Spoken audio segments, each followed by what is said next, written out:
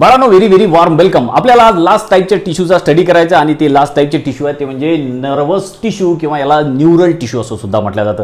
बिलकुल सिंपल टाईपचे टिश्यू आहे बाळांनो. याची थ्योरी खूप इझी आहे आणि ही सगळी थ्योरी समजून घ्यायसाठी आपल्याला काही डायग्राम ड्रॉ कराव्या लागणार आहेत. जसं की बोर्डवर ही डायग्राम काढलेली आहे मल्टीपोलर न्यूरॉनची. ही न्यूरॉनची डायग्राम आहे. तुम्ही सुद्धा बऱ्याचदा ही डायग्राम काढली असेल, ही वाचली असेल. या डायग्राम बद्दल माहिती 9th किंवा 10th मध्ये तुमचं झालं सुद्धा असेल. आता हे सगळं आठवायचं आहे तुम्हाला आणि हा सगळा टॉपिक समजून घ्यायच्या अगोदर आपल्या बुकमध्ये जे काही डायग्राम दिली आहे, जसं की न्यूरॉनची डायग्राम दिलेली आहे, ती न्यूरॉनची डायग्राम आधी काढून बघा म्हणजे तुमच्या ही थ्योरी सगळी लक्षात येईल. तसे बिलकुल हे सिंपल टाईपचे टिश्यू आपल्याला आता स्टडी करायचे आहेत आणि काही पॉईंटच्या मदतीने आपण या टिश्यूचा स्टडी करू. जसं की आपण सगळ्यात आधी समजू याचा ऑक्युरन्स काय आहे, नर्वस टिश्यू कुठे प्रेझेंट आहे, त्यानंतर स्ट्रक्चर कसं आहे नर्वस टिश्यूचं, त्यानंतर याचं फंक्शन काय, याचे टाइप्स काय वगैरे हे सगळ्या टॉपिक जे आहे आपण समजून घेऊ वन बाय वन करत. तर सगळ्यात आधी हे नर्वस टिश्यू न्यूरल टिश्यू कुठे प्रेझेंट आहे, याचा ऑक्युरन्स काय आहे. तर याचा ऑक्युरन्स सांगितलेला आहे नर्वस टिश्यू जे आहेत हे नर्वस सिस्टम मध्ये प्रेझेंट आहे. आपण बऱ्याचदा ऐकलेलं आहे, वाचलेलं आहे. नर्वस सिस्टम किंवा न्यूरल सिस्टम पण म्हणतात. आपली नर्वस सिस्टम बनलेली आहे ब्रेन आणि स्पायनल कॉर्ड पासून. मराठीमध्ये त्याला चेतासंस्था वगैरे असं म्हणतात. तर ब्रेन आणि स्पायनल कॉर्ड आपल्याला माहिती आहे नर्वस सिस्टमचं फंक्शन काय. तर नर्वस सिस्टम जी आहे ही आपल्या बॉडीला ब्रेन सोबत कनेक्ट करायचं काम करते है ना. बॉडीला ब्रेन सोबत जोडायचं काम नर्वस सिस्टम करते. आणि नर्वस सिस्टम बनलेली आहे ब्रेन आणि स्पायनल कॉर्ड पासून. तर या ब्रेन आणि स्पायनल कॉर्ड मध्ये नर्वस टिश्यू किंवा न्यूरल टिश्यू प्रेझेंट आहेत. आता तर समजलं, बिलकुल इझी आहे. ठीक आहे. ऑक्युरन्स पण माहित झालं आपल्याला की नर्वस टिश्यू कुठे प्रेझेंट आहे, ब्रेन आणि स्पायनल कॉर्ड मध्ये म्हणजे नर्वस सिस्टम मध्ये, न्यूरल सिस्टम मध्ये. ऑक्युरन्स पण माहित झाला. आता स्ट्रक्चर कसं आहे, तर स्ट्रक्चर काय सांगितलेलं आपल्याला, nervous tissue consist of nerve cells और न्यूरॉन्स अँड न्यूरोग्लिया. बघा नर्वस टिश्यू, आता हे टिश्यू आहे. टिश्यू कशापासून बनलेले असतील, सेल्स पासून बनलेले असतील. आता दोन प्रकारच्या सेल्स पासून नर्वस टिश्यू बनलेले आहेत हे लक्षात ठेवायचं. कोणत्या दोन प्रकारच्या सेल्स आहेत मग त्या, तर त्यातली पहिली जी सेल आहे आपल्याला सांगितलेली आहे नर्व सेल्स, ज्याला आपण न्यूरॉन पण म्हणतो. न्यूरॉन आपण बऱ्याचदा ऐकलेलं असतं, वाचलेलं असते. तर ही डायग्राम पण काढलेली आहे, ही न्यूरॉनची डायग्राम आहे. तर न्यूरॉन किंवा नर्व सेल नर्वस टिश्यू मध्ये असतात. दुसऱ्या प्रकारच्या सेल कोणत्या असतात नर्वस टिश्यू मध्ये, ते म्हणजे न्यूरोग्लिया किंवा न्यूरोग्लियल सेल्स पण त्याला म्हणतात. अशा दोन प्रकारच्या सेल्स पासून नर्वस टिश्यू बनलेले आहेत. आता याच्यात आणखीन एक गोष्ट लक्षात ठेवा की नर्वस टिश्यू मध्ये न्यूरॉनची संख्या कमी असते. लक्षात आलं, येत आहे का, की नर्वस टिश्यू मध्ये न्यूरॉन किंवा नर्व सेलची संख्या कमी असते आणि न्यूरोग्लिया किंवा न्यूरोग्लियल सेलची संख्या जास्त असते. ठीक आहे. आता याची अरेंजमेंट कशी आहे, तर याची अरेंजमेंट ही जी डायग्राम येईल तुमच्या समोर, या डायग्राम मध्ये तुम्ही बघा की हे नर्वस टिश्यू दिसतात तरी कसे, याचं स्ट्रक्चर आहे तरी कसं. तर आता हे अल्ट्रा मायक्रोस्कोपिक असं स्ट्रक्चर याचं घेतलेलं आहे. तुम्हाला याच्यामध्ये दिसेल न्यूरॉन्स आहेत. त्या न्यूरॉनच्या अवतीभोवती तुम्हाला आणखीन एक नॉन नर्वस टिश्यू प्रेझेंट दिसतात, सेल्स प्रेझेंट दिसतात आणि त्यांना म्हणतात न्यूरोग्लिया किंवा न्यूरोग्लियल सेल्स. दिसते या सगळ्या या डायग्राम मध्ये, तुम्हाला क्लिअर झाला होता. तर अशा तऱ्हेनं आपली नर्वस सिस्टम बनलेली आहे दोन सेल्स पासून, हे नर्वस टिश्यू बनलेल्या दोन सेल्स पासून, न्यूरॉन्स आणि न्यूरोग्लिया पासून. ठीक आहे. आता वन बाय वन कर या दोन्ही सेलची आपण माहिती घेऊ. सगळ्यात आधी तर हे जे न्यूरोग्लियल सेल्स आहेत किंवा ह्या ज्या न्यूरोग्लिया आहेत याची माहिती बघू. आपल्याला काय सांगितली आहे, neuroglial cells are function of supporting and protective cells for neurons and capable of regenerate. काय सांगितलेलं आहे, ज्या फर्स्ट टाईपच्या सेल्स आहेत न्यूरोग्लिया किंवा न्यूरोग्लियल सेल्स, याच्याबद्दल काय सांगितलेलं आपल्याला, या नर्वस टिश्यू मध्ये ह्या ज्या न्यूरोग्लियल सेल्स आहे याचं काम काय आहे, तर आपल्याला सांगितलेलं ह्या फंक्शन आहे सपोर्ट अँड प्रोटेक्शन करायचं. सपोर्ट करतात, प्रोटेक्शन करतात. कोणाला सपोर्ट आणि प्रोटेक्शन करतात, ते म्हणजे न्यूरॉन्सला. तर ह्या ज्या सेल्स आहेत न्यूरोग्लियल सेल्स, ह्या न्यूरॉनला सपोर्ट आणि प्रोटेक्शन करायचं काम करतात. त्याचबरोबर आणखीन एक प्रॉपर्टी सांगितलेली आहे आपल्याला या न्यूरोग्लियल सेलची, ती म्हणजे न्यूरोग्लियल सेल्स ह्या रिजनरेट होऊ शकतात, डिवाइड होऊ शकतात, याच्या संख्या वाढू शकते. ते लक्षात ठेवा. काय सांगितलेलं आहे, capable of regenerate neuroglial cells ह्या परत तयार होऊ शकतात. अशी एवढी आपल्याला छोटीशी माहिती आपल्या या फर्स्ट टाईपच्या सेल्स बद्दल सांगितलेली आहे, ज्याला म्हणतात न्यूरोग्लिया किंवा न्यूरोग्लियल सेल्स. हे लक्षात ठेवा. त्या फर्स्ट टाईपच्या सेल्स झाल्या ज्या आपल्या नर्वस टिश्यू मध्ये प्रेझेंट आहे. त्यानंतर आता दुसऱ्या एक महत्त्वाच्या सेल्स आहेत, त्या म्हणजे न्यूरॉन्स किंवा नर्व सेल. याची आपल्याला खूप सारी माहिती दिलेली आहे, खूप सारी थ्योरी दिली आहे आणि सगळी थ्योरी समजण्यासाठी आपण खूप साऱ्या डायग्राम पण काढू. त्या डायग्रामच्या मदतीने ही सगळी न्यूरॉनची जी थ्योरी दिलेली आहे त्या थ्योरीला आपण समजून घेऊ. आता न्यूरॉन बद्दल तर आपण ऐकलेलंच असते, 9 किंवा 10 मध्ये तुमचं झालं असेल, तुम्ही त्याचं स्ट्रक्चर पण काढलं असेल. तुम्हाला माहित आहे की न्यूरॉन्सला स्ट्रक्चर अँड फंक्शनल युनिट म्हटलं जातं. न्यूरॉन्स काय करतात, न्यूरॉन्स हे आपल्या हे जे मेसेज आहेत किंवा ज्या चेतना आहेत, ज्या संवेदना आहेत त्या ब्रेन पर्यंत पोहोचवण्याचं काम न्यूरॉन्स करतात. है ना. आता तुम्हाला माहीत असेल की आपले जे 5 ज्ञानेंद्रिय आहेत, सेन्सरी ऑर्गन, 5 सेन्सरी ऑर्गन, या 5ही सेन्सरी ऑर्गन्समधून सगळी माहिती जमा करणे आणि ब्रेनपर्यंत पोहोचवणे हे काम कोणाचं आहे? न्यूरॉनचं. आपल्या आजूबाजूला काय चालू आहे हे सगळं ब्रेनपर्यंत माहिती पोहोचवण्याचं काम कोण करते? कान, नाक, डोळ्यापासून, स्किनपासून जे काही माहिती येत असेल ती सगळी माहिती ब्रेनपर्यंत पोहोचवण्याचं काम हे न्यूरॉन्स करतात, है ना. आणि ब्रेनपासून तर आपल्या ऑर्गनपर्यंत परत मेसेज किंवा नर्व किंवा संवेदना, चेतना आणायचं काम हे न्यूरॉन्स करतात. म्हणजे ब्रेनपर्यंत मेसेज नेणे आणि ब्रेनपासून परत मेसेज आपल्या सेन्सरी ऑर्गनपर्यंत आणणे हे काम न्यूरॉन्स आहे. न्यूरॉनचं खूप इम्पॉर्टंट रोल आहे बाळांनो. तर लक्षात ठेवा, न्यूरॉन जे आहे आता तर तुम्हाला आहेच याचं स्टडी 11th जेव्हा तुम्ही 12th जाणार परत तुम्हाला न्यूरॉनचं स्ट्रक्चर काढावं लागणार आहे, त्याचे टाईप समजावे लागणार आहे, त्याचं फंक्शन काय ते समजणारा तुम्हाला परत त्याचा अभ्यास करावा लागणार आहे. तर अशा तऱ्हेनं या न्यूरॉन जे आहेत खूप इम्पॉर्टंट स्ट्रक्चर आहे आपल्या बॉडीमधलं. त्यासाठी जे आहे आता चांगलं जर तुम्ही करून ठेवलं तर 12th 12व्या वर्गामध्ये कंट्रोल कोऑर्डिनेशन नावाचं एक चॅप्टर आहे, तिथे सुद्धा ही माहिती न्यूरॉनची कामात पडणार आहे. आता न्यूरॉनबद्दल आपण डिटेलमध्ये सगळं काही समजून घेऊ. तर सगळ्यात फर्स्ट पॉईंट काय आहे ते बघा की जे न्यूरॉन आहे त्या न्यूरॉनला स्ट्रक्चरल अँड फंक्शनल युनिट असं म्हटलं जातं. Neurons are the structural and functional unit of nervous system. जी नर्वस सिस्टम आहे त्या नर्वस सिस्टमचं पूर्ण काम कोणाच्या तर्फे चालते? न्यूरॉन्स तर्फे. तर म्हणूनच न्यूरॉन्सला structural and functional unit of nervous system असं म्हणतात. लक्षात ठेवा. आता पुढे आणखी माहिती सांगितलेली आहे. हे जे न्यूरॉन्स आहेत it cannot divide due to the lack or absent of centrioles. बघा दोघांमधला एक डिफरन्स लक्षात ठेवा. न्यूरॉन्स पण सेल आहेत, न्यूरोग्लिया किंवा न्यूरोग्लियल सेल्स ह्या पण सेल्स आहेत. ह्या न्यूरोग्लिया डिवाइड होऊ शकतात पण न्यूरॉन्स डिवाइड होत नाहीत. लक्षात ठेवा. आपल्या जन्माच्या वेळी आपल्याला जेवढे न्यूरॉन्स भेटतात तेवढे शेवटपर्यंत न्यूरॉन राहतात. परत न्यूरॉन भेटत नाही आपल्याला, परत एकही नवीन न्यूरॉन तयार होत नाही आपल्या बॉडीमध्ये. का बरं आपल्या बॉडीमध्ये न्यूरॉन तयार होत नाही? न्यूरॉन तर सेल आहे. नर्व सेल म्हटलं ना न्यूरॉनला, काय म्हटलं? न्यूरॉनलाच नर्व सेल म्हटलं. सेल डिवाइड होते आपल्याला माहिती आहे, पण हा न्यूरॉन जरी सेल असला तरी हा डिवाइड होत नाही. का बरं? कारण या सेलमध्ये सेंट्रिओल ॲब्सेंट आहे. आपण शिकलो सेंट्रिओलचं काय फंक्शन आहे. सेंट्रिओलमुळे ते क्रोमोझोम एकमेकाकडे ओढल्या जातात, सेल डिवाइड होते. पण या न्यूरॉनमध्ये ही जरी सेल असली तरी या सेलमध्ये सेंट्रिओल नसल्यामुळे हा न्यूरॉन डिवाइड होत नाही. It cannot divide. हे सगळ्यात इम्पॉर्टंट लक्षात ठेवायचं बाळांनो. त्यानंतर पुढे आणखी टॉपिक आपल्याला पार्ट दिलेला आहे. Intercellular matrix is absent in neural tissue. परत हा एक महत्त्वाचा टॉपिक, हा एक पॉईंट आपल्याला सांगितलेला आहे की टिश्यूमध्ये आपल्याला माहिती आहे टिश्यूमध्ये ज्या सेल्स आहेत त्याच्यामध्ये इंटरसेल्युलर मॅट्रिक्स भरलेलं असते. पण नर्वस टिश्यूमध्ये इंटरसेल्युलर मॅट्रिक्स ॲब्सेंट आहे. लक्षात ठेवा. तुम्हाला क्वेश्चन सुद्धा येऊ शकतो की कोणते असे टिश्यू आहेत की ज्याच्यामध्ये इंटरसेल्युलर मॅट्रिक्स ॲब्सेंट आहे. तर लक्षात ठेवायचं नर्वस टिश्यूमध्ये इंटरसेल्युलर मॅट्रिक्स हे ॲब्सेंट आहे. लक्षात आलं का? त्यानंतर आता पुढे आपल्याला न्यूरॉनबद्दल आणखीन डिटेलमध्ये शिकायचं आहे. जसं की न्यूरॉनचं स्ट्रक्चर काय आहे, त्याचं टाईप्स काय आहे, न्यूरॉनचं फंक्शन काय, हे सगळं या पॉईंटच्या मदतीने आपण समजून घेऊ. याची सगळी थेओरी समजून घेऊ. त्यासाठी आपण न्यूरॉनची एक डायग्राम काढलेली आहे. हा मल्टीपोलर एक न्यूरॉन आहे. न्यूरॉनचा हे प्रकार आहे, हा मल्टीपोलर न्यूरॉन असं म्हणतात त्याला. आणि या न्यूरॉनची डायग्राम तुम्ही सुद्धा काढून बघा. आता आपण ही जी न्यूरॉन आहे याला नर्व सेल पण म्हणतात. ही एक प्रकारची सेल आहे आणि पण ही सेल जी आहे ही सगळ्यात आपल्या बॉडीमधली सगळ्यात लॉंग सेल आहे. सगळ्यात लक्षात ठेवा तुम्ही, आपल्या बॉडीमधली सगळ्यात लॉंगेस्ट सेल कोणती आहे? तर न्यूरॉन्स आहेत. लक्षात ठेवायचं आहे न्यूरॉन आपल्या बॉडीमधली सर्वात मोठी सेल आहे. तर ही अशा प्रकारची ही सेल आहे, इलॉंगेटेड अशी सेल आहे. आणि ही जे न्यूरॉन आहे हा 3 पार्टपासून बनलेला आहे. लक्षात ठेवायचे, तुम्हाला आपण नोट करून दिलं आहे. Neuron consist of 3 part. एक म्हणजे सायटॉन किंवा याला सेल बॉडी म्हणतात. न्यूरॉनचा दुसरा पार्ट आहे डेंड्रॉन आणि न्यूरॉनचा थर्ड पार्ट आहे एक्झॉन. अशा 3 पार्टपासून न्यूरॉन बनलेला आहे. मग आता कुठे आहेत हे पार्ट प्रेझेंट न्यूरॉनमध्ये? तर बघा हा जो न्यूरॉन आहे याला व्यवस्थित ऑब्झर्व करा तुम्ही. सगळे पार्ट आधी समजून घ्या, कोणत्या कोणत्या पार्टला काय काय म्हणतात ते समजून घ्या. तर बघा की हा जो पार्ट आहे हा सेल बॉडी किंवा सायटॉन याला म्हणतात. त्याच्या आत न्यूक्लियस आपण दाखवलेला आहे. हा जो असा पार्ट आहे त्याला डेंड्राइट म्हणतात. या पार्टला डेंड्रॉन म्हणतात. त्याच्या आतमध्ये हे बारीक बारीक असे दाण्यासारखं किंवा ग्रॅन्युल्स आहेत, त्याला निसल्स ग्रॅन्युल म्हणतात. हा एक्झॉन हिलॉक आहे.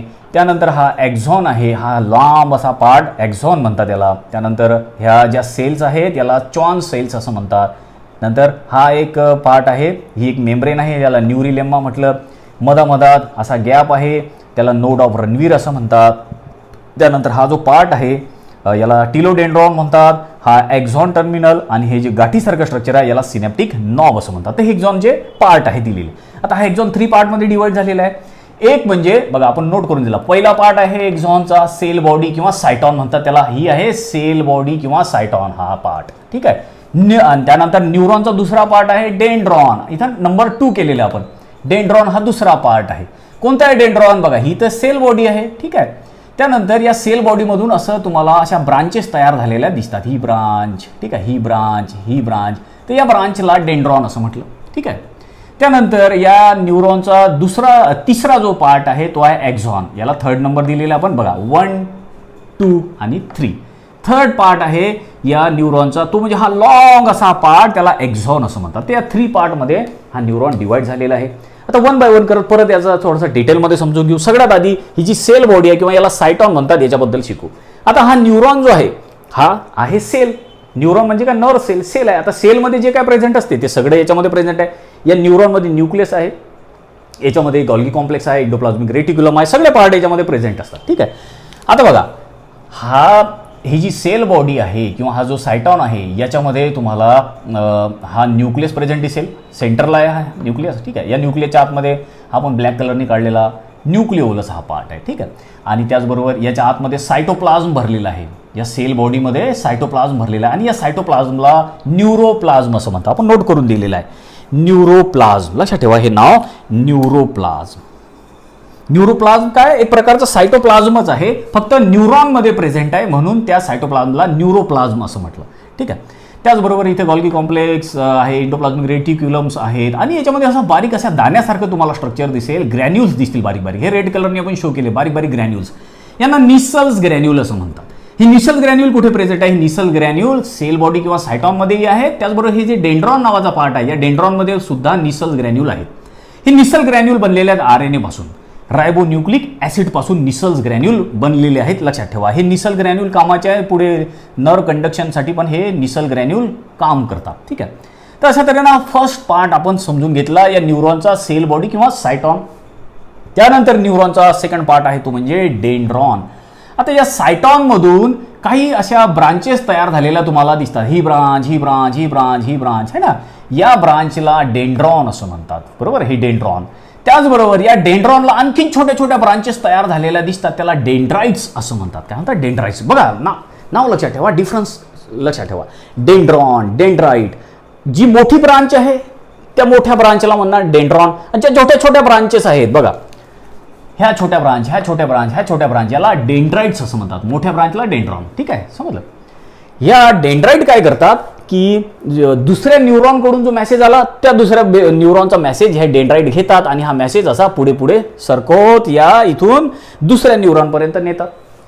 लक्षात आलं का? म्हणजे फॉर एक्झाम्पल हा एक न्यूरॉन आहे, ठीक आहे. या न्यूरॉनमधून हा मेसेज पुढे पुढे पास होईल किंवा नर्व इम्पल्स म्हणा त्याला, किंवा चेतना, संवेदना, ही संवेदना या न्यूरॉनमधून जाईल. या न्यूरॉनमधली संवेदना पुढे या दुसऱ्या न्यूरॉनमध्ये पास होईल. लक्षात आलं का? ही कसं जाते? तर या डेंड्राइटमध्ये एखादी संवेदना, चेतना म्हणा, इम्पल्स म्हणा, ही इम्पल्स जी आहे या डेंड्राइटमध्ये येणार, या डेंड्राइटमधून अशी सेल बॉडीमध्ये पुढे पुढे एक्झॉनमधून सरकत जाणार आणि या एक्झॉनमधून मग एक्झॉन टर्मिनलकडे जाणार. मग इथून दुसरा न्यूरॉन चालू होतो. ही संवेदना या न्यूरॉनमधून पास झाली की ही जी चेतना आहे, संवेदना आहे, नर्व इम्पल्स आहे, ती समजा इथे हा दुसरा न्यूरॉन आहे. ही संवेदना, चेतना, इम्पल्स या न्यूरॉनमध्ये जाते, मग या न्यूरॉनमधून आणखी दुसऱ्या न्यूरॉनमध्ये ही इम्पल्स जाते. अशा तऱ्हेनं ही जी संवेदना आहे, चेतना आहे किंवा इम्पल्स आहे, ही एका न्यूरॉनमधून दुसऱ्यामध्ये, दुसऱ्यामधून तिसऱ्यामध्ये होत होत ब्रेनपर्यंत पोहोचते किंवा ब्रेनपासून तर आपल्या सेन्सरी ऑर्गनपर्यंत हे मेसेज पोहोचतं. लक्षात आलं का? तशा तऱ्हेने हे आणखीन डिटेलमध्ये आपण जेव्हा 12th तुम्ही जाणार तेव्हा तिथे समजून घेऊ हे फंक्शन, तसेही लक्षात ठेवायचं. तर दुसरा पार्ट पण आपण शिकलो, डेंड्रॉन, ठीक आहे. त्यानंतर न्यूरॉनचा जो 3rd पार्ट आहे त्याला म्हणतात एक्झॉन. लक्षात ठेवा, 3 नंबरनं दाखवलेला आहे. आता तुम्हाला दिसते की ही तर आहे सायटॉन किंवा सेल बॉडी. आता ही सेल बॉडी संपल्यानंतर या सेल बॉडीला लागूनच एक मोठं असं इलॉंगेटेड पार्ट आहे, असा लॉंग इलॉंगेटेड पार्ट, याला एक्झॉन म्हटलं. आणि जिथून हा एक्झॉन सुरू होतो त्याला एक्झॉन हिलॉक असं म्हणतात. बघा, ही आहे सायटॉन किंवा सेल बॉडी आणि हा आहे इथून सुरू होतो एक्झॉन. तर एक्झॉन आणि या सायटॉनच्या मधात एक्झॉन हिलॉक आहे. एक्झॉन हिलॉक काय करतो? या सायटॉनला आणि या एक्झॉनला जोडायचं काम करतो. चला, त्यानंतर बघा पुढे आता आपल्याला सांगितलेलं आहे की हा जो एक्झॉन तर समजला आपला, हा पूर्ण लॉंग इलॉंगेटेड पार्ट, याला एक्झॉन म्हटलं. या ॲक्झॉनवरती असं एक कवरिंग आहे, ॲक्झॉनवर एक कवरिंग आहे आणि त्या कवरिंगला म्हणतात ॲक्झोलेम्मा. बघा, ॲक्झॉन इज बाउंडेड बाय ॲक्झोलेम्मा. ॲक्झॉनवर जे कवरिंग आहे त्याला ॲक्झोलेम्मा म्हटलं. नावं थोडेसे तुम्हाला यूज टू व्हायला वेळ लागेल किंवा तुम्हाला प्रॅक्टिस जशी तुम्ही कराल हे नावं लक्षात राहतील. जसं की इथे नाव आले न्यूरोप्लाझ्म, म्हणजे सायटोप्लाझमच आहे, त्याला न्यूरोप्लाझ्म म्हणतात. ॲक्झोलेम्मा, ठीक आहे. त्या ॲक्झोलेम्मा काय आहे? या ॲक्झॉनवरची कवरिंग, ठीक आहे, हे लक्षात आलं. त्यानंतर आता आणखीन आपल्याला पुढे सांगितलेलं आहे की प्रोटोप्लाझ्म ऑफ ॲक्झॉन इज ॲक्झोप्लाझ्म. आता हा जो ॲक्झॉन आहे या ॲक्झॉनमध्ये प्रोटोप्लाझ्म आहे, ठीक आहे, प्रोटोप्लाझ्म आहे ॲक्झॉनमध्ये. आणि या प्रोटोप्लाझमला म्हणजेच या सायटोप्लाझमला ॲक्झोप्लाझम असं म्हणतात. लक्षात आलं का? तर याच्यामध्ये जो सायटोप्लाझम आहे त्या सायटोप्लाझमला एक्झोप्लाझम असं म्हटलं. आणि या सायटॉनमध्ये जो सायटोप्लाझम होता त्याला न्यूरोप्लाझम म्हणतात. लक्षात ठेवा, हा पण सायटोप्लाझम आहे, हा पण सायटोप्लाझम आहे, फक्त हा सायटॉनमध्ये होता म्हणून याला न्यूरोप्लाझम म्हटलं. आणि एक्झोप्लाझम जो आहे हा पण सायटोप्लाझम आहे, पण हा ॲक्झॉनमध्ये असल्यामुळे याला एक्झोप्लाझम असं म्हटलं. एक्झोवरून नाव लक्षात ठेवायचं एक्झॉन, न्यूरोवरून नाव लक्षात ठेवायचं न्यूरॉन वगैरे, ठीक आहे, हे लक्षात आलं तुमच्या. त्यानंतर आता पुढे आणखीन आपल्याला सांगितलेलं आहे ॲक्झॉन कंटेन मायटोकॉन्ड्रिया अँड न्यूरोफायब्रिल्स. हा जो एक्झॉन आहे या एक्झॉनमध्ये मायटोकॉन्ड्रिया खूप सारे आणि न्यूरोफायब्रिल्स आहेत. न्यूरोफायब्रिल्स, ही न्यूरोफायब्रिल जे आहे हे नर इम्पल्स कंडक्ट करायचं काम करतात, ठीक आहे. आता त्याचबरोबर तुम्हाला आणखीन एक दिसेल की या ॲक्झॉनवरती अशा काही सेल प्रेझेंट आहे. या सेलला च्वान सेल्स असं म्हणतात. बघा, ही सेल, ही सेल, ही सेल, सेल आहेत, ह्या नावात आहे च्वान सेल्स. या सेल असल्यामुळे न्यूक्लियस असेल तर इथे हे रेड कलरने आपण न्यूक्लियस पण शो केलेलं आहे, न्यूक्लियस आहे च्वान सेलचं, ठीक आहे. त्याचबरोबर आता हे च्वान सेलची ही मेम्ब्रेन आहे, ही मेम्ब्रेन आहे, ही मेम्ब्रेन आहे. या मेम्ब्रेनला न्यूरिलेम्मा असं म्हणतात. च्वान सेलच्या मेम्ब्रेनला न्यूरिलेम्मा असं म्हणतात, ठीक आहे. त्याचबरोबर आता हा एक्झॉन जो आहे हा संपला इथून, ठीक आहे, एक्झॉन हा संपला, त्याला टिलोडेंड्रॉन असं म्हटलं. त्यानंतर याच्या ब्रांचेस तयार झाल्या, याला एक्झॉन टर्मिनल असं म्हटलं. आणि सगळ्यात शेवटी असा गाठीसारखा जो पार्ट तुम्हाला दिसतो त्याला सिनॅप्टिक नॉब असं म्हणतात. नॉब म्हणजे काय? गाठ, असं गाठीसारखं गोल गोल असं स्ट्रक्चर, त्याला सिनॅप्टिक नॉब असं म्हणतात. तर अशा तऱ्हेनं या ॲक्झॉनचं आपण स्ट्रक्चर समजलो बाळांनो, ठीक आहे. त्यानंतर आता हा जो ॲक्झॉन आहे किंवा हा जो न्यूरॉन आहे हा दोन टाईपमध्ये डिवाईड करता येतो. याचे दोन टाईप आहेत. हे दोन टाईप कशाच्या अकॉर्डिंग केलेले आहेत की या ॲक्झॉनवर फॅटी लेअर आहे, फॅटची लेअर आहे की नाही, त्या फॅटच्या लेअरला मायलिन शीट असं म्हणतात. म्हणजे या ॲक्झॉनवर जर मायलिन शीट असली तर आपण या न्यूरॉनला मायलिनेटेड न्यूरॉन म्हणणार. आणि या न्यूरॉनवर किंवा या ॲक्झॉनवर जर मायलिन शीट नसली तर त्या न्यूरॉनला आपण नॉन मायलिनेटेड न्यूरॉन असं म्हणणार. मी सगळं काही तुम्हाला नोट करून देतो, हे सगळं काही सांगतो सुद्धा, याची थेओरी सुद्धा नोट करून देतो जेणेकरून तुमच्या हे सगळं काही लक्षात येईल, ठीक आहे. तर आता आपण या न्यूरॉनचे दोन टाईप शिकू, myelinated neuron, non myelinated neuron कशाला म्हणतात ते आपल्याला स्टडी करायचे. बाळांनो, न्यूरॉनचे टू टाईप्स आहे किंवा दोन ग्रुपमध्ये त्या न्यूरॉनला किंवा ॲक्झॉनला डिवाइड केलेलं आहे. टू टाईप कोणते आहे या न्यूरॉनचे? जो न्यूरॉनचा फर्स्ट टाईप आहे त्याला म्हणतात मायलिनेटेड न्यूरॉन किंवा यालाच म्हटलं जातं मेड्युलेटेड नर्व फायबर. आणि जो न्यूरॉनचा सेकंड टाईप आहे तो आहे नॉन मायलिनेटेड न्यूरॉन किंवा यालाच म्हटलं जातं नॉन मेड्युलेटेड नर्व फायबर. तसे न्यूरॉनचे टू टाईप्स आहेत. आता हे जे दोन टाईप पडतात या न्यूरॉनचे हे कशाच्या अकॉर्डिंग तयार झालेले आहेत? तर आपल्याला सांगितलेलं बाळांनो की depending upon the presence or absence of myelin sheet, myelin sheet presence आहे की ॲब्सेन्स आहे त्याच्या अकॉर्डिंग न्यूरॉनचे हे दोन टाईप आहे. आता ही मायलिन शीट काय? तर मायलिन शीट म्हणजे कवरिंग आणि मायलिन म्हणजे काय? फॅट. फॅटची कवरिंग प्रेझेन्स असली तर त्या न्यूरॉनला आपण मायलिनेटेड न्यूरॉन म्हणणार. फॅटची लेअर जर ॲब्सेन्स असली तर आपण त्या न्यूरॉनला म्हणणार नॉन मायलिनेटेड न्यूरॉन. आता हे आपण एका डायग्रामच्या मदतीनं समजू की न्यूरॉनची मी तुम्हाला डायग्राम काढून देतो आणि हे दोन्ही टाईप मी तुम्हाला समजून सांगतो, ठीक आहे. आपण आता ही न्यूरॉनची एक डायग्राम काढू आणि तुम्हाला दिसतो की हा आहे न्यूरॉनचा कोणता पार्ट आहे, याला सायटॉन म्हणतात किंवा सेल बॉडी म्हणतात. आणि हा जो इलॉंगेटेड लांब असा पार्ट आहे न्यूरॉनचा त्याला आपण ॲक्झॉन असं म्हणतो. आता हा जो ॲक्झॉन आहे या ॲक्झॉनच्या आजूबाजूला अशी फॅटची लेअर जर तयार झाली, आपण इथे रेड कलरने ही काढलेली आहे, ठीक आहे. हा ॲक्झॉन आहे आणि या ॲक्झॉनच्या आजूबाजूला अशी फॅटची आपण काय काढली, अशी लेअर तयार केलेली आहे. जर फॅटची लेअर असली म्हणजेच मायलिन शीट म्हणतात त्याला, ठीक आहे. मायलिन शीट म्हणजे काय? फॅटची लेअर. जर ॲक्झॉनच्या आजूबाजूला फॅटची लेअर असली म्हणजेच काय? मायलिन शीट असली तर अशा न्यूरॉनला म्हटलं जातं मायलिनेटेड न्यूरॉन किंवा मेड्युलेटेड नर्व फायबर. लक्षात आलं का? बिलकुल सिंपल आहे. फॅटची लेअर असली किंवा मायलिन शीत असली तो तो न्यूरॉन कोणता झाला, तो न्यूरॉन झाला मायलिनेटेड न्यूरॉन. आता न्यूरॉनचा दुसरा टाईप आहे तो म्हणजे नॉन मायलिनेटेड. आपण दुसरा पण न्यूरॉन काढू, हा पण आपण न्यूरॉन एक काढू. ठीक आहे, हा न्यूरॉनचा सायटॉन आणि हा लॉंग असा इलॉंगेटेड पार्ट हा आहे ॲक्झॉन. आता जर या ॲक्झॉनच्या आजूबाजूला फॅटची लेअरच नाही किंवा मग मायलिन शीतच नाही, मायलिन शीत म्हणजे काय, फॅटची लेअर, फॅटची लेअरच नसली तर तो न्यूरॉन कोणता झाला, तो न्यूरॉन झाला नॉन मायलिनेटेड न्यूरॉन किंवा नॉन मेड्युलेटेड नर्व फायबर म्हणतो आपण त्याला. तर अशा तऱ्हेने हे दोन टाईपचे न्यूरॉन्स असतात. फॅटची लेअर प्रेझेंट असते म्हणजे मायलिन शीत प्रेझेन्स असलेला, मायलिन शीत प्रेझेन्स नसलेला किंवा ॲब्सेन्स असलेला, असे न्यूरॉनचे दोन टाईप आहेत. लक्षात आलं का? ते बिलकुल सिंपल आहे बाळांनो. आता आणखीन तुम्हाला एक गोष्ट सांगतो की ही जी फॅटची लेअर आहे किंवा यालाच आपण मायलिन शीत असं म्हणतो, ही मायलिन शीत किंवा फॅटची लेअर तयार कोण करते इथे, तर ही मायलिन शीत किंवा फॅटची लेअर तयार करतात म्हणजे ह्या ज्या चॉन सेल्स तुम्हाला दिसतात ना, ह्या चॉन सेल्स तयार करतात. तसे दोन टाईप आहे बाळांनो. हे दोन्ही टाईप आपल्याला 1 बाय 1 करत स्टडी करायचा. सगळ्यात पहिले आपण मायलिनेटेड न्यूरॉनचा स्टडी करू किंवा ज्याला मेड्युलेटेड नर्व फायबर असं म्हणतात. याचं स्ट्रक्चर समजून घेऊ, याचे टाईप समजून घेऊ, याचं फंक्शन काय आहे, याचं सिग्निफिकन्स काय आहे, हे सगळं काही 1 बाय 1 करत समजून घ्यायचं आपल्याला. तर सगळ्यात आधी मायलिनेटेड किंवा मेड्युलेटेड नर्व फायबरचा स्टडी करायचा आहे आणि त्याची आपण एक डायग्राम सुद्धा काढलेली. ही जी डायग्राम तुम्हाला दिसते ही मायलिनेटेड न्यूरॉनची जी डायग्राम आहे. या डायग्रामच्या मदतीनेच आपण मायलिनेटेड न्यूरॉनला समजून घेऊ. मायलिनेटेड म्हणजे कोणतं लक्षात आलं ना, की त्याच्यावर मायलिन शीत प्रेझेन्स आहे किंवा फॅटची लेअर प्रेझेन्स आहे, त्याला आपण मायलिनेटेड न्यूरॉन असं म्हणतो. आता काय काय सांगितलेलं आपल्याला मायलिनेटेड न्यूरॉन बद्दल, an insulating fatty layer called myelin sheath around axon. आताच आपण बघितलं की हा जो ॲक्झॉन आहे या ॲक्झॉनच्या आजूबाजूला ही फॅटची लेअर म्हणजेच काय, मायलिन शीत प्रेझेन्स असली तर अशा न्यूरॉनला आपण काय म्हणतो, मायलिनेटेड न्यूरॉन. बरोबर. आता पुढे काय सांगितलेलं आहे, this make the fibre white in colour.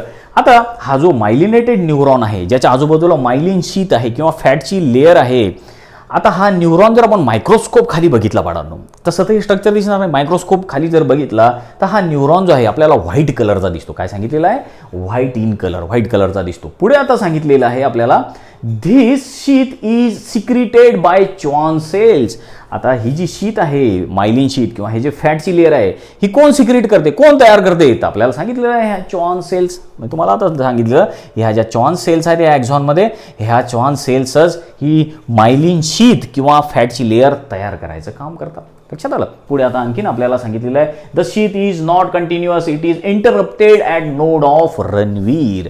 आता पुढे आपल्याला सांगितलं आहे की ही जी शीट आहे, ठीक आहे, हा आपण मायलिनेटेड न्यूरॉन काढलेला आहे आणि या मायलिनेटेड न्यूरॉनवर ही शीट आहे किंवा फॅटची लेअर आहे.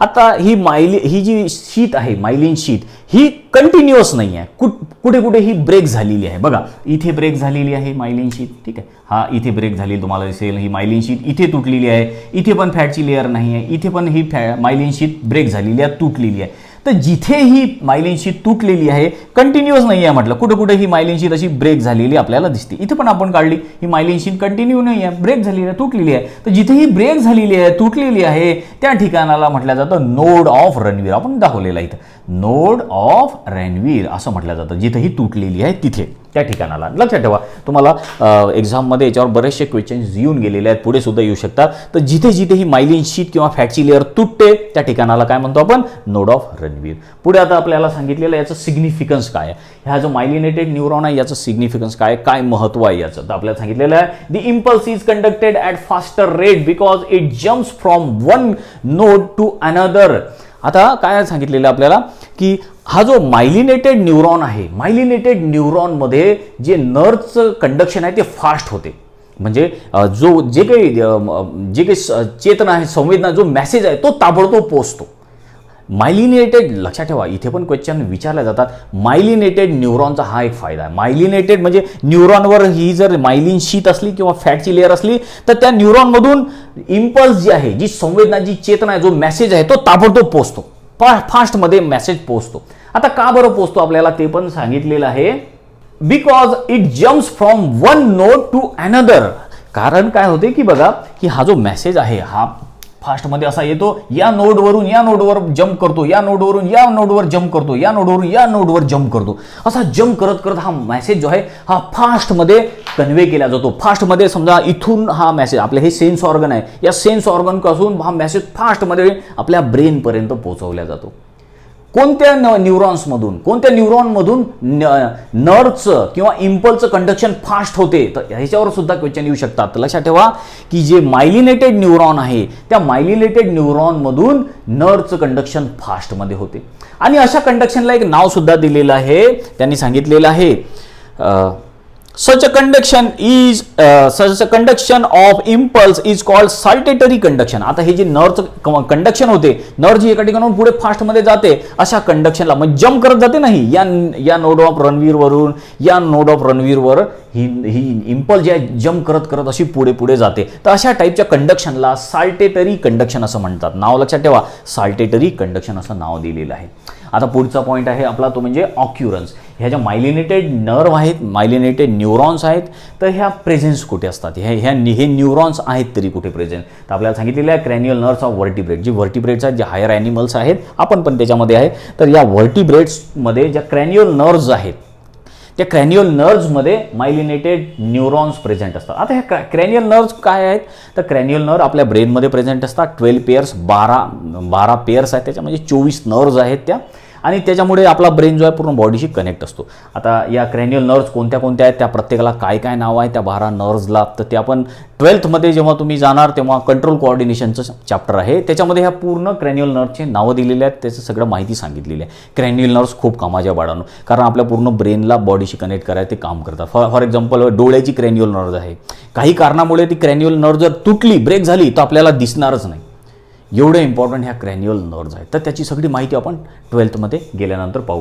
आता ह्या ज्या क्रॅनियल नर्व्स आहेत, या क्रॅनियल नर्व्समध्ये या मायलिनेटेड न्यूरॉन प्रेझेंट आहेत. लक्षात ठेवा एक्झाम्पल, ठीक आहे. त्यानंतर आता आपण हे मायलिनेटेड न्यूरॉनचा पूर्ण स्टडी केलेला आहे. इथे ही जी डायग्राम आहे ही मायलिनेटेड न्यूरॉनचीच डायग्राम होती, कारण याच्यावरती जी आहे फॅटची लेअर आहे, म्हणून या न्यूरॉनला मायलिनेटेड न्यूरॉन म्हटलं. आता दुसरा टाईप आपल्याला स्टडी करायचा तो म्हणजे नॉन मायलिनेटेड न्यूरॉन किंवा नॉन मेड्युलेटेड नर्व्ह फायबरचा. तर त्याची पण आपण माहिती लिहून घेऊ आणि त्याचं सगळं स्ट्रक्चर, सिग्निफिकन्स, ऑक्युरन्स सगळं समजून घेऊ, ठीक आहे. बाळांनो, सेकंड टाईप आहे न्यूरॉनचा तो म्हणजे नॉन मायलिनेटेड न्यूरॉन, किंवा यालाच आपण नॉन मेड्युलेटेड नर्व्ह फायबर असं पण म्हणतो. आता याचं आपण स्ट्रक्चर, सिग्निफिकन्स, ऑक्युरन्स हे सगळं काही स्टेप बाय स्टेप करून समजून घेऊ. सगळ्यात आधी तर याचं स्ट्रक्चर कसं आहे ते बघू आपण. त्याचं काय आपल्याला थ्योरी दिलेली आहे आणि ती थ्योरी मग आपण डायग्रामच्या मदतीने समजून घेऊ. काय सांगते आपल्याला याची theory, Schwann cells of neuron does not secrete myelin sheath or fat layer. आता आपल्याला सांगितलेलं आहे की हा जो न्यूरॉन आहे, या न्यूरॉनचा हा जो ॲक्झॉन पार्ट आहे, या ॲक्झॉनमध्ये च्वान सेल प्रेझेन्स आहेत. ह्या च्वान सेल्स काय आहेत, तर च्वान सेल्स ह्या फॅट लेअर तयार करत नाही. फॅटला तयार करत नाही म्हणजेच का मायलिन शीथ तयार होत नाही. फॅट म्हणजेच का मायलिन शीथ. आता मायलिन शीथच नाही म्हणजे फॅटच नाही, म्हणून अशा न्यूरॉनला काय म्हटलं जातं, अशा न्यूरॉनला नॉन मायलिनेटेड न्यूरॉन असं म्हटलं जातं, बरोबर. आता लक्षात घ्या इकडे की मायलिनेटेड न्यूरॉन असो की नॉन मायलिनेटेड न्यूरॉन असो, दोन्ही न्यूरॉनवर च्वान सेल्स प्रेझेन्स असतात. फक्त डिफरन्स हा आहे की जो मायलिनेटेड न्यूरॉन आहे त्याच्यामध्ये ज्या च्वान सेल्स आहेत त्या फॅटची लेअर तयार करतात, आणि जो नॉन मायलिनेटेड न्यूरॉन आहे त्याच्यामध्ये ज्या च्वान सेल्स आहेत त्या फॅट लेअर तयार करत नाही किंवा मायलिन शीथ तयार करत नाहीत. लक्षात आलं का. म्हणजे ह्या ज्या च्वान सेल्स आहे ह्या दोन्हीकडे आहे, मायलिनेटेड न्यूरॉनवरही पण च्वान सेल्स आहे आणि नॉन मायलिनेटेड न्यूरॉनमध्ये पण च्वान सेल्स आहेत. हे लक्षात ठेवायचं आहे तुम्हाला, ठीक आहे. आता हा जो न्यूरॉन आहे हे तर आपल्याला समजलं, या न्यूरॉनवर फॅटची लेअर नाही किंवा मग याच्यावरती मायलिन शीथ नाही, म्हणून आपण याला नॉन मायलिनेटेड न्यूरॉन असं म्हटलं. आता असा न्यूरॉन जर मायक्रोस्कोप खाली बघितला तो कसा कलरचा दिसतो, आपल्याला मग मायलिनेटेड व्हाईट कलरचा दिसला. हा कसा दिसतो, याच्यावर फॅटची लेअर नसल्यामुळे हा न्यूरॉन जो आहे ग्रे कलरचा दिसतो. काय सांगितलं आपल्याला, grey in colour due to absence of myelin sheath or fat layer this neuron appear grey in colour. हा ग्रे कलरचा दिसतो मायक्रोस्कोप खाली बघितला की, ठीक आहे. आता लक्षात आलं आपल्या. आता त्यानंतर याचा सिग्निफिकन्स काय, काय फायदा अशा न्यूरॉनचा, तर conduction of impulse is slower in this neuron as compare to myelinated neuron. आता बघा की अशा तऱ्हेचा जो न्यूरॉन असतो ज्याच्यावर मायलिन शीथ नाही, मायलिन शीथ म्हणजे का फॅटची लेअरच नाही, तर अशा न्यूरॉनमधून जे नर्व्हचं कंडक्शन आहे, जो मेसेज आहे तो स्लो धावतो. कोणाच्या कंपॅरिझनमध्ये, मायलिनेटेडच्या कंपॅरिझनमध्ये. जो नॉन मायलिनेटेड न्यूरॉन आहे त्या नॉन मायलिनेटेड न्यूरॉनमध्ये नर्व्हचं कंडक्शन स्लो होते, हळूहळू पोहोचते. मेसेज जो आहे हळूहळू ब्रेनपासून तर ऑर्गनपर्यंत येणार किंवा ऑर्गनपासून ब्रेनपर्यंत हळूहळू मेसेज जाणार. फास्ट कोणामध्ये मेसेज जातो? मायलिनेटेडमध्ये फास्टमध्ये मेसेज जातो. आपण बघितलेलं आहे इथे जो नर्वचं कंडक्शन होतं ते फास्ट होतं, इथे जे आहे नर्वचं कंडक्शन ते स्लो आहे असं आपल्याला सांगितलेलं आहे. त्यानंतर आता पुढे सांगितलं ऑक्युरन्स काय आहे, तर हे जे नॉन मायलिनेटेड न्यूरॉन आहे कुठे प्रेझेंट असतात? आपल्याला सांगितलं ऑटोनॉमिक नर्वस सिस्टम जी आहे आपली, त्या ऑटोनॉमिक नर्वस सिस्टममध्ये हे नॉन मायलिनेटेड न्यूरॉन प्रेझेंट असतात. ते आपल्या सेंट्रल नर्व आपल्या नर्वस सिस्टमचे हे पार्ट आहेत. Central nervous system, autonomic nervous system, peripheral nervous system वगैरे ह्या सगळ्याच्या सिस्टम आपण कंट्रोल कोऑर्डिनेशन चॅप्टरमध्ये सगळं काही शिकू आपण.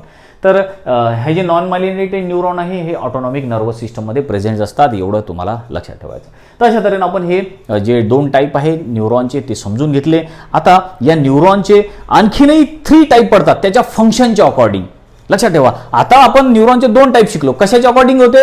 मायलिन शीथ प्रेझेन्स आहे की नाही, म्हणजे फॅटची लेअर प्रेझेन्स आहे की नाही, त्याच्या अकॉर्डिंग 2 टाईप होते. आता न्यूरॉनच्या फंक्शनच्या अकॉर्डिंग न्यूरॉनचे 3 टाईप्स पडतात. कोणते 3 टाईप आहे? एफरंट न्यूरॉन, इफरंट न्यूरॉन आणि इंटरमिडिएट न्यूरॉन, असे 3 टाईप आहे या न्यूरॉनचे. 3ही टाईप आपल्याला स्टेप बाय स्टेप करत समजून घ्यायच्या. बाळांनो, हे सर्व न्यूरॉनचे जे टाईप्स आहे आपण ते नेक्स्ट लेक्चरमध्ये डिस्कस करू. या लेक्चरमध्ये आपण इथेच थांबू. तुमचे जर काही डाऊट असले, तुम्हाला काही समस्या असल्या, काही प्रॉब्लेम्स असले तर मला कमेंट करून जरूर विचारा बाळांनो. Thank you very much.